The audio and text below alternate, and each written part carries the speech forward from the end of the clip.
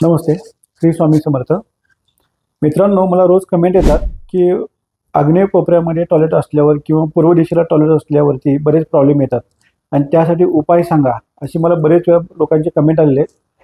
तर त्यावरती उपाय सांगायचं म्हणजे आग्नेय कोपऱ्यामध्ये जर पाणी असेल किंवा टॉयलेटची जर टाकी असेल तर त्या आग्नेयमध्ये पाण्याची टाकी आणि टॉयलेट चालत नाही आहे. त्या ठिकाणी आपल्याला तांबा हा धातू जर आपण वापरला तर त्याचा उपयोग भरपूर होतो. तांब्यामुळं राहू हा ग्रह बेतो आणि राहूची जागा जी असते ही डिप्रेशन झोनमध्ये म्हणजे वायव्य कोपऱ्यामध्ये असते. पण त्या ठिकाणी आपण टॉयलेटला आग्नेय कोपऱ्यामध्ये नेल्यामुळे राहू हा ॲक्टिव्ह होतो आणि आग्नेय कोपऱ्याला मंगळ ग्रह म्हणजे अग्नी असते आणि शुक्र असतो. हे विरोध दिशेचे दोन ग्रह असल्यामुळे आपल्याला प्रगती देत नाहीत आणि ते आर्थिक नुकसान करतात आणि आजाराला स्त्रियांच्या आजाराला आमंत्रण देतात.